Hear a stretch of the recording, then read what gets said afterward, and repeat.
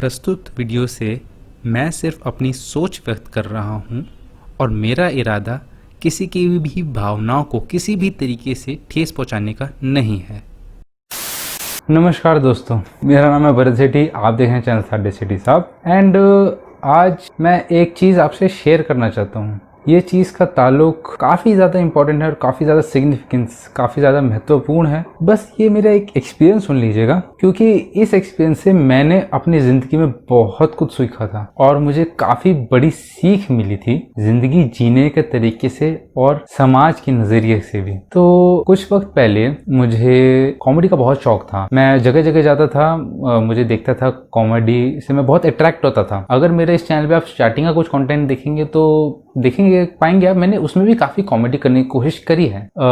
शुरुआत में मुझे कॉमेडी से इतना प्यार था कि मैं हर चीज़ को, मुझे लगता था कॉमेडी वे में करना चाहिए और उसे हर चीज़ को अपनी कॉमेडी सेंस में आप प्रेजेंट कर सकते हैं। बट वही ये बात है कि जब आप किसी चीज़ से ज़्यादा इतना प्रभावित हो जाते हैं तो आप उस चीज़ की तरह बनने की कोशिश करते हैं। तो मैंने सोचा चलो शुरू तो करते हैं कहीं ना कहीं से। तो मैंने क्या किया, थोड़ा स्क्रिप्ट लिखना चालू किया। ऑफकोर्स स्टार्टिंग में आप इतना अच्छे नहीं होते हैं, तो मैंने शुरुआत में 2 बार एक छोटे छोटे ग्रुप्स को लेके स्टैंड अप कॉमेडी करने की ट्राई की। ऑफकोर्स वो इतना अच्छा नहीं था, बट मैं स्क्रिप्ट पे थोड़ी बहुत मेहनत करता था। स्टेज पे जाता था, अपने लाइन्स भूल जाता, कभी कभार अपने जोक्स भूल जाता था, कभी कभार मैं ऑडियंस को एंगेज नहीं कर पाता था, जो शुरुआत में होती हैं दिक्कतें। पर मैंने कहा ठीक है, टाइम के साथ ये सब दिक्कतें सुधर जाएंगी। तो मैंने एक बार एक छोटे ग्रुप के साथ स्टैंड अप कॉमेडी का ट्राई किया, इतना अच्छा नहीं था। मैंने दूसरी बार किया, थोड़ा सा अच्छा था, लेकिन काफी सारी कमियां उसमें भी थी। तो मैं लगातार अपनी स्क्रिप्ट पे मेहनत करते रहा। कभी कभार ऐसा हुआ कि मैं कुछ छोटे ग्रुप्स को, जो होते हैं सोशल ग्रुप्स, सोशल गैदरिंग्स, उनमें अपने जोक्स प्रिपेयर करके गया, लेकिन मेरी बारी नहीं आई। कुछ कॉलेज कॉम्पिटिशन्स भी होते छोटे मोटे, तो उनमें मेरी बारी नहीं आई। तो मैं एक फेट पे गया था, कॉलेज फेस्ट होते हैं, तो यूनिवर्सिटी का नाम मैं फिलहाल नहीं लूंगा। तो कुछ ऐसे इंसिडेंट हुआ जिसने मेरी जिंदगी बदल दी। एक फेस्ट चल रहा था, तो उसमें रैंप वॉक्स, फैशन शो वगैरह वगैरह सारे शो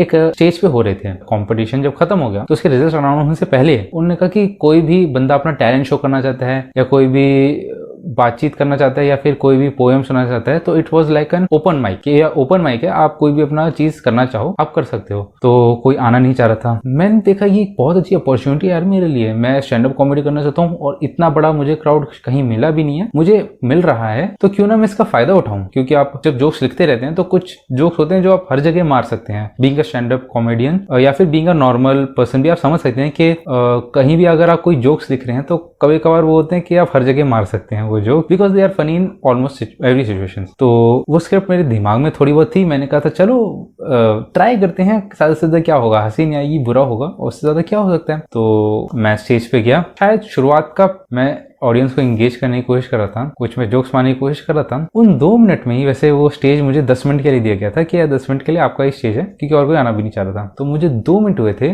वहां के एंकर ने, जो कि जिन्होंने बुलाया था ओपन माइक के लिए, उन्होंने बोला कि किसी को हंसी नहीं आ रही है, आप प्लीज नीचे उतर जाइए। अगर मुझे कोई क्लिप दिखेगी अपनी, क्योंकि मेरी दोस्त ने एक वीडियो बनाई थी इसकी, तो मैं जरूर दूंगा। और कोई अपार्ट फ्रॉम अम्बेडकर कॉलेज, कोई और कॉलेज से कोई लड़का आया है गलती से इस फेस्ट में, लगा है कि अच्छा फेस्ट होगा।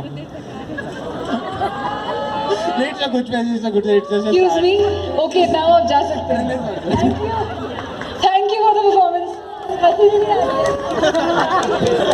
So we are not even laughing, huh? तो हो सकता है कि आप लोगों को ये बात बड़ी ना लगे, लेकिन उस वक्त वो बात मेरे लिए काफी बड़ी हो गई थी। उस चीज ने मुझे काफी इफेक्ट करा था, काफी मैं सेल्फ डाउट पे आ गया था। बिकॉज मुझे लगा था कि मेरी वो इंसिडेंट के बाद मैं इतना लो हो गया था, इतना डाउन हो गया था, बिकॉज जिस टाइम मैं किसी का कुछ बिगाड़ भी नहीं रहा था, बस कोशिश कर रहा था, उस टाइम मेरी आलोचना की गई। और उस वक्त काफी सारे लोग भी थे एंड मेरी दोस्त भी थी। वो शायद उन्होंने भी घर आके मुझे बोला कि मतलब कुछ गाली देके के बाद ये करके आ गया तू, मतलब मैं वो वर्ड नहीं बोल सकता, तो कचरा करके आ गया तू, उन्होंने ऐसा बोला। मेरी दोस्त हालांकि इनसेंसिटिव नहीं है, लेकिन क्योंकि उन्होंने इस चीज को रियलाइज ही नहीं किया होगा कि वो चीज कितना इफेक्ट कर गई मुझे। और मुझे याद है कि मुझे वो चीज इतना ज्यादा इफेक्ट कर गई थी कि उसके बाद मैं कोई स्टैंड अप कॉमेडी या स्टैंड अप शो या फिर स्टैंड अप स्केचेस तो दूर की बात है, मैं कोई जोक ही नहीं सोच पा रहा था, क्योंकि मैं इतना सेल्फ डाउट पे आ गया था अपने ऊपर कि नहीं, मैं नहीं कर सकता हूँ, मैं गिर चुका हूँ, मेरे नहीं है बस की। क्योंकि कभी कभार मुझे इतना लगने लगा था कि यार मेरे बस की नहीं है, मुझे ये छोड़ ही देना चाहिए, मैं अपना क्यों वक्त बर्बाद कर रहा हूँ। तो कुछ लोग कहते हैं कि वो 2 लड़कियां, मतलब जो भी लड़की थी और जो एंकर थी, जो उन्होंने ऐसी चीज बोली वो नहीं बोलनी चाहिए। लेकिन मैंने एक चीज यहाँ से सीखी कि वो जो एंकर थी वो उस टाइम एंकर या लड़की नहीं थी, वो एक चेहरा था, समाज का चेहरा था। समाज आपको नीचे गिराएगा ही गिराएगा, समाज आप पे आलोचना, आपको क्रिटिसाइज करेगा ही करेगा, समाज आपको मजबूर करेगा सोचने के लिए कि आप अच्छे नहीं हो, और समाज आप पे दबाव डालेगा कि आप नहीं कर सकते। समाज को किसी को हारते हुए देखे खुशी होगी, मजा आएगा, हंसी आएगी, लेकिन ये आप पे होता है कि आप उस चीज को कैसे टैकल करते हो। मुझे याद है कि मैं शायद कुछ नहीं लिख पा रहा था, लिख ही नहीं पा रहा था, बिकॉज मुझे लगता था कि नहीं यार ये अच्छा नहीं है, ये फनी नहीं है, ये मैं नहीं लिख सकता, मैं कॉमेडी नहीं कर सकता हूँ, मेरे बस नहीं है। क्योंकि वही इंसिडेंट जो मेरे साथ हुआ वो हमेशा मेरे साथ घूमता था और आज भी मेरे साथ है। मैं आज भी कोई कॉमेडी स्किट्स एंड शो थोड़ा बहुत भी यूट्यूब के लिए भी करता हूँ, तो काफी डर लगता है कि ये सही भी है, लेकिन ठीक है। मुझे अब ये बात समझ आ गई कि वो समाज का चेहरा था, समाज हमें नीचे गिराएगा, ये हमारे ऊपर है हम उसे कैसे टैकल करते हैं। अब शायद मैंने इतना मजबूत तरीका नहीं आजमाया कि मैं उसे ऐसे इस तरीके से टैकल करूं कि और मेहनत करूं